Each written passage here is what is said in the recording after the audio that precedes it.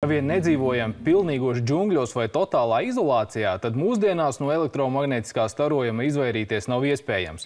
Bet ir iespējams šo kaitīgo ietekmi samazināt. Un, protams, viena lieta, ja mēs runājam par veļas mašīnu, fēnu vai mobilo tālrunīti, pavisam cita, ja atrodamies tuvumā kādam ļoti jaudīgam radaram, radiolokatoram. Tad, piemēram, NATO eksperti pirms kāda laika par ļoti piemērotu vietu radiolokatoru, turklāt jaudīga trīsdimensiju lokatora izvietošanai atzina Audriņus, lai gan vietējie iedzīvotāji bija patiešām pret to. Toreiz tika savākti 20 000 paraksti pret šī te lokatora celšanu, bet arī tas nespēja atturēt. Lokatoru uzcēla, svinīgi atklāja, bet arī solīja, ka pastiprināti uzmanīs vietējo iedzīvotāju veselību. Starp citu, aprit tieši šajā mēnesī 10 gadi, kopš Audriņos lokators uzstādīts. Tāpēc loģiski 4 istabas devās uz Audriņiem, lai noskaidrotu, kādi tad mainījušies ieraksti ir iedzīvotāju medicīnas kartēs. Skatāmies stāstu.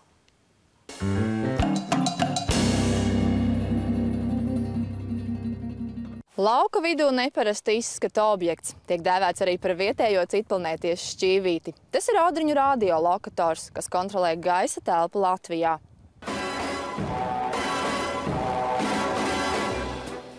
NATO ekspertu grupa savulaik atzina Audriņus kā piemērotāko vietu tā uzstādīšanai. Vietēji iedzīvotāji gan tā neuzskatīja. Tika savākt apmēram 20 000 pārakstu pret radara būvniecību. Iedzīvotāji baidījās, vai elektromagnētiskā starojuma ietekmē nepasliktināsies viņu veselība. Tomēr protesti cerēto rezultātu nenesa. 2003. gada oktobra beigās notika radara svinīga atklāšana. Lai gan šodien vietējiem iedzīvotājiem radiolokators kļuvis par ierastu lauku ainavas sastāvdaļu, tomēr domas par tā ietekmi uz apkārtējo vidi un veselību dalās. Viss ir kārtībā, nekas tādēļ šajā laikā nav noticis. Nekādu problēmu nav, lai teiktu, ka kaut kas nav kārtībā ar veselību. Varbūt ietekmē, varbūt ne. Redziet, tur jau tā kaut kāds eksperimenta veidā, tā varētu kaut ko konkrētu pateikt, bet tā, ziniet, viens tur tas tā. Tas tāds runāšanas līmenī. Jā. Savukārt citi pārliecināti, ka veselības stāvoklis kopumā ir krasi pasliktinājies un cēlonis tam noteikti esot radiolokators. Tagad mūs pavisam ir novārdzinājuši, un ne tikai mūs, bet visus. Ne kājas, ne rokas vairs nav tādas kā agrāk. Staigā kā muļķis un nezinu no kā. Vienas precāpju zāles jādzer, un tās pašas nepalīdz. Visapkārt cilvēki slimo briesmīgi. Mēs tiek vainojam radaru. Varbūt arī no vecuma ir dažādas kaitas. Es zinu, ka ir no vecuma, bet tas jau pārāk. Pārāk daudz. Pirms radara uzstādīšanas zinātnieki veica aprēķinus un konstatēja, ka tā radītā elektromagnētiskā starojuma leņķis un intensitāte tūmā dzīvojošajiem cilvēkiem nav kaitīga. Personāls, kas atrodas šeit, lielākā daļa jau no paša sākuma atrodas.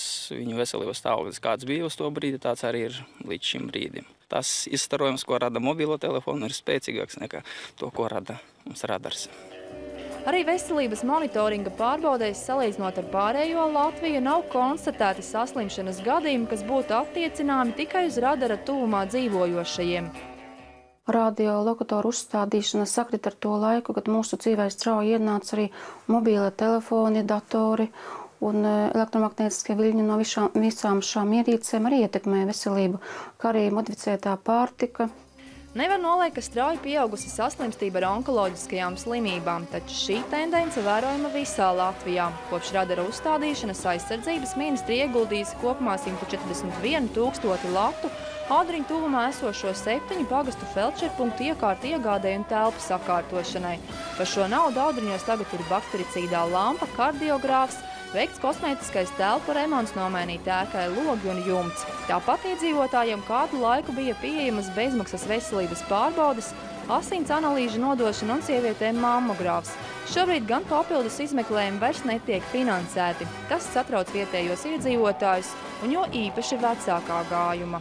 Labi, meitiņ, mēs esam nodzīvojuši, bet jums jaunajiem vēl dzīvot un dzīvot.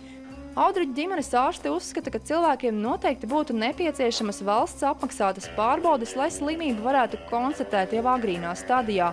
Izmeklējumi būtu nepieciešami nevien radara tūmā dzīvojošajiem. Es uzskatu, ka varētu katru cilvēku pārbaudīt arī ultrasonoskopiski, fluorogrāfiju, kopumā visu ķermeni pārbaudīt, jo tās pārbaudes tomēr nepilnīgas ir. Jo onkoloģisko saslimšanu īpatsvars ļoti pieaudzis pēdējos gados ir. Saslimst arī jauni cilvēki, diemžēl. Tātad papildus veselības pārbaudes būtu nepieciešamas visiem iedzīvotājiem, taču šķiet, ka saslimšanas cēlonis nav jāmeklē vien radiolokatora virzienā.